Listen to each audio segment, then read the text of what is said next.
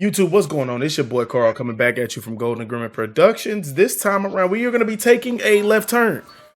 Beforehand, I have discussed a lot of older NBA legends from the 80s and even before then. Today, we are going to be discussing one of the legends who is currently still living and playing right now. Boston fans aren't going to be probably particularly fond of this because their team's on the receiving end of this, but we're going to be discussing NBA legends on the day LeBron James ruthlessly destroyed the Boston Celtics.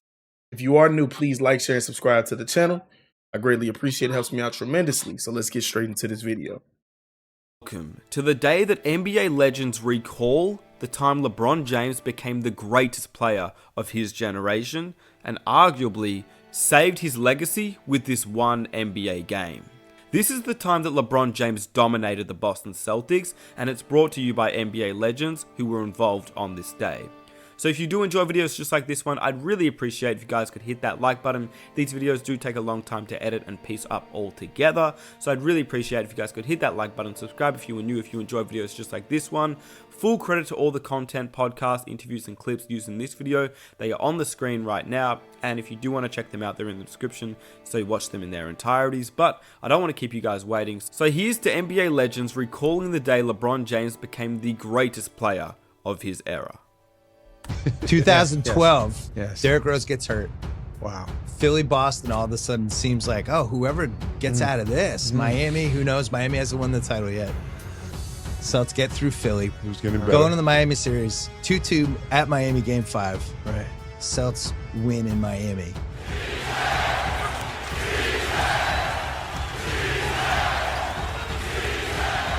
Pierce for three. It's good. Paul Pierce from way downtown. Then Boston leads by 4. 2-2 at Miami game 5. Right. Celtics win in Miami. And they're talking all kinds of shit to LeBron. All kinds of shit that whole game. Correct or incorrect? You're trying to get in his head. You feel like you can break LeBron at this point.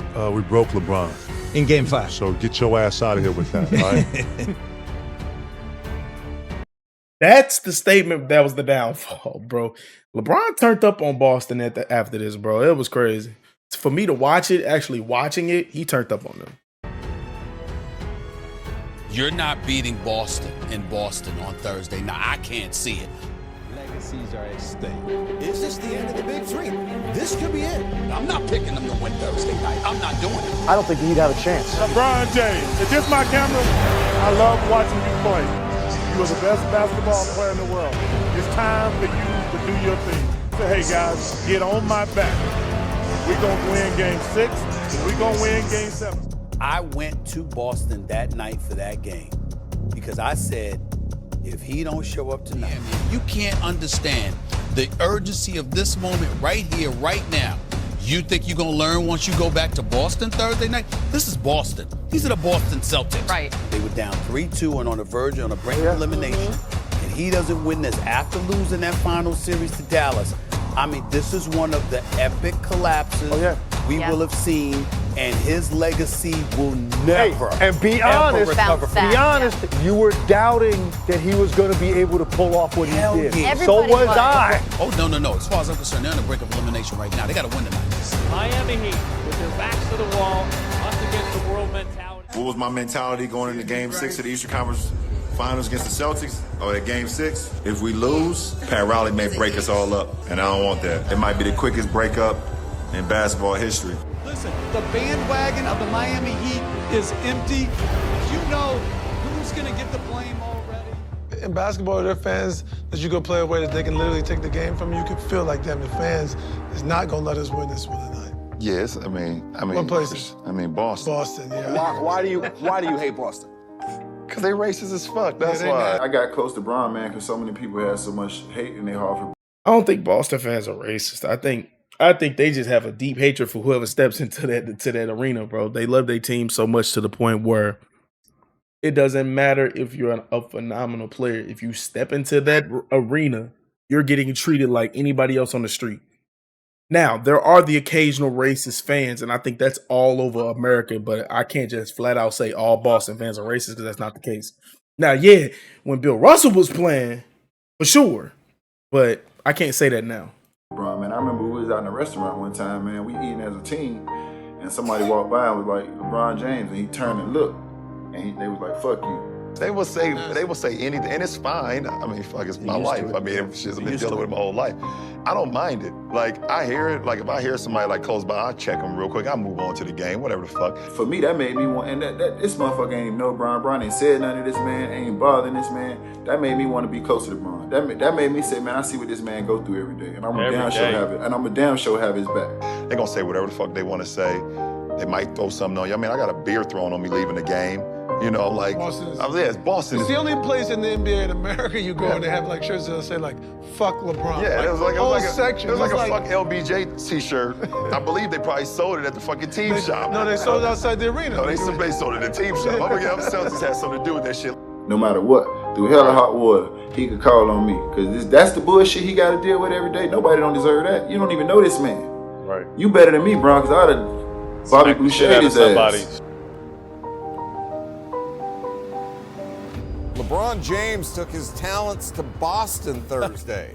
But was it enough to force a Game 7 in Miami Saturday? Now, it's not hyperbole to say the immediate future of the Miami Heat franchise was riding on the outcome of Game 6. And whenever there are stakes like that for the Heat, that means most of the responsibility falls on LeBron James. My legacy gonna take a huge, huge hit if I don't go out here and perform at an all-time high. Win, lose, or draw, I had to be focused. I had to lock in and lead us to victory. Didn't know if it was gonna happen that way, but that was my mindset. And I got a chance to see him at what we think is his best LeBron in 2012. We feel like that was the best LeBron that we've seen, right? And it was at times where maybe everybody on the outside or even inside, you were frustrated because you were like, Bron, just do that. Yeah. Just take a guy to the block. Around Pierce, all the way to the rim, and a tomahawk right-hand slam. Woo!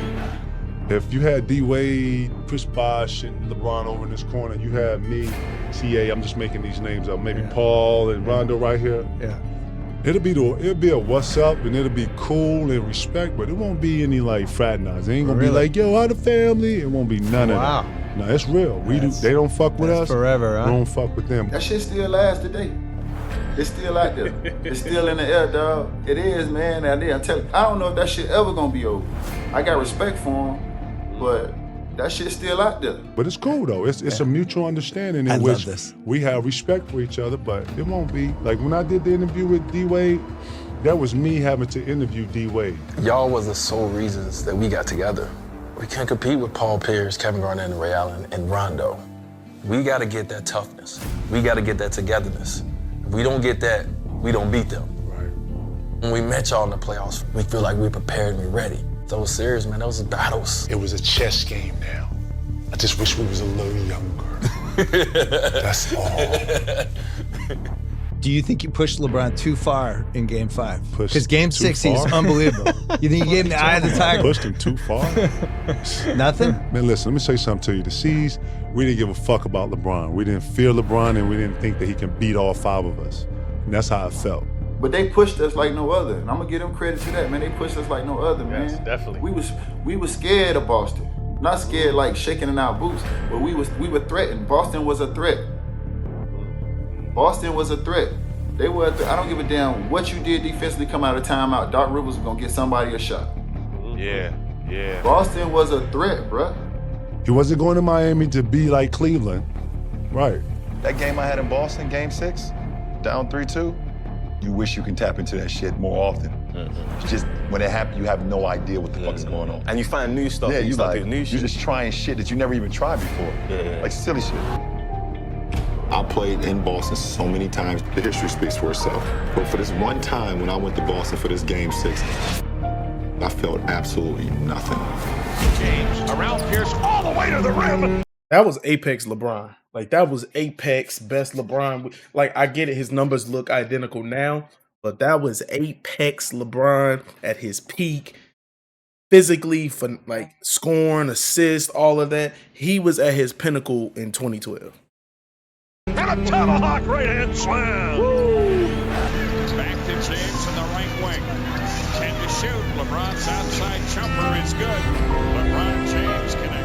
I got to a point where I was just out there trying shit, one leg off the wrong foot. Come up with a mismatch. Shot clock down to 3. Difficult shot from James. Gets it to go. Bump fades off my right shoulder. I'm not even a right shoulder bump fade guy. draw some contact. Boy, what a great start for LeBron James. 6 of 7 from the field. When do you know you're in the zone while you're in it? Like, at what point? I mean, I think I started the game like 8 for 8. His expression has not changed from the minute he came out of the locker room tonight for Game 6. He is knocking down everything. He's 8 for 9 from the field, but we still have just under 9 to play in the second. And every time I was shooting, it just felt so perfect. And it was barely touching the net. Like going straight through like a bird, just go straight through the water. He's absolutely fearless tonight. We've been through a lot in the last 2 years. We've all learned how to compartmentalize and quiet all the noise out and just focus. I don't think he really felt all the noise from outside. You're not beating Boston in Boston on Thursday. Now, I can't see it. Out on the wing, posting up. Pierce turns inside. That jump shot, nothing but net. Oh, he is putting Paul Pierce in jail right now. Oh, my goodness. 20 points on 9 of 10 shooting, and he is feeling it. This shit right here. If we talking about shot making, if we talking about skill. Has 30 in the half. 12 of 13. This is an unbelievable performance. LeBron James. I'm just keeping it 100, man. This ain't got nothing. I ain't got no emotion, no nothing. This is just spade to spade. It's a lot These of are people all debating, facts. like, talking about him because we look at LeBron as a great all-around player, but is he the greatest scorer ever? Yeah.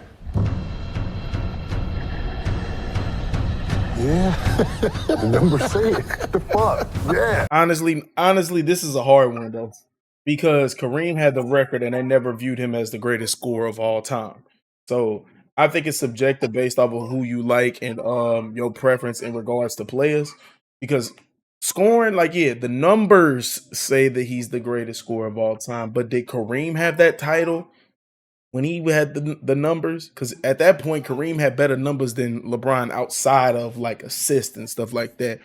But I mean, it's let me know in the comment section below. Fuck. Yeah. Technically and literally. Literally. Pierce turns inside. That jump shot, nothing but net. LeBron James with the world watching and the weight on his shoulders coming out strong in Game 6. Once you have that, like, are you constantly chasing it? It's a drug. Striving for? Definitely a drug. You wish the night never ends. Make sure you handle the pressure with your season on the line. Well, there's nothing to handle. I mean, for us, it's win or go home. So, you know, I plan on playing the whole second half.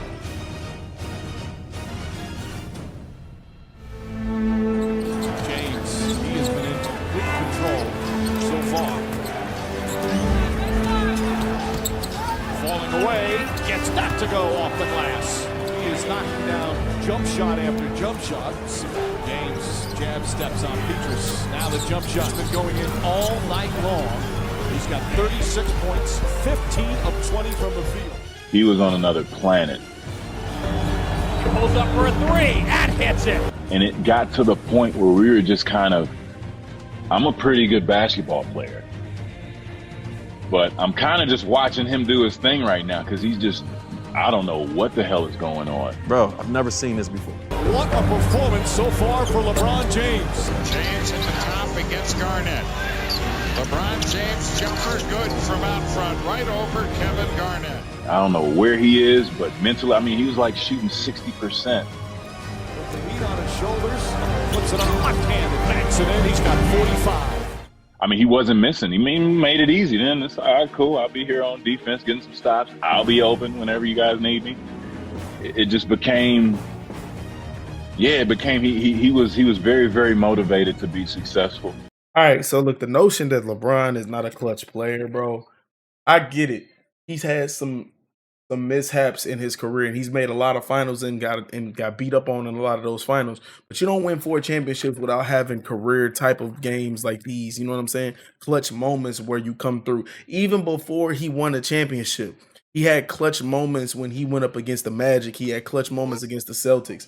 It's all about perception in the player. LeBron is a clutch player. He might not be clutcher than others, but he's a clutch player. Of course, everything is subjective. But to say that he's not a clutch player is crazy.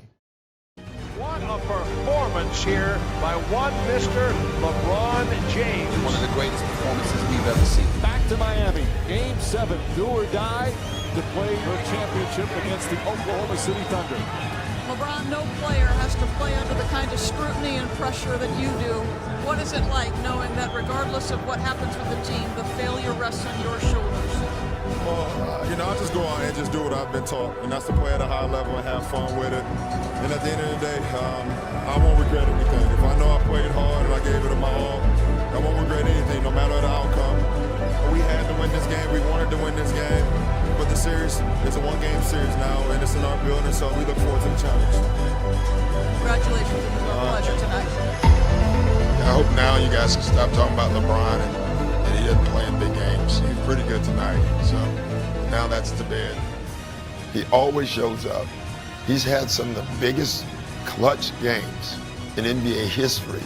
It's incredible. What coaches do is they see what you do, and we defended LeBron well, for a while. The Miami LeBron was a student of the game. He was prepared.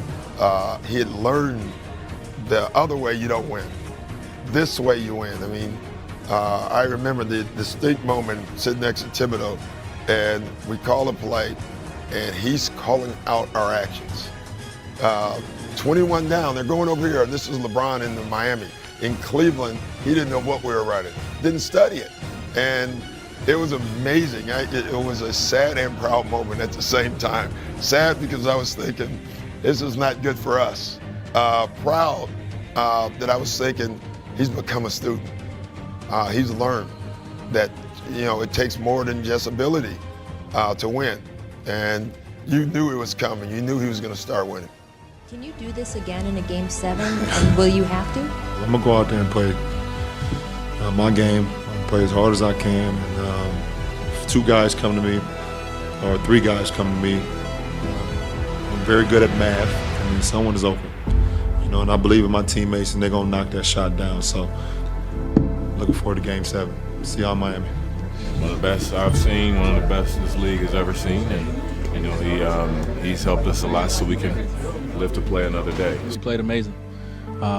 He was locked in from the beginning of the game, like I've never seen him before. He really put on the MVP performance tonight. He came out with an attack mentality right from the get-go, and that just pumped the entire team up with a tremendous amount of confidence. Sometimes superstars get hot. It was a matter of too much LeBron. He was absolutely sensational. The level of dominance from LeBron James that night. I'll never forget that. I'll never forget. And that's why I bring it up, because he had to have every one of those. And he gave him 45 on a night when he calls himself a facilitator. Yeah. He was on a different level as a scorer. Yep. Yeah. Down 3-2, going on the road to Boston. That was a big moment.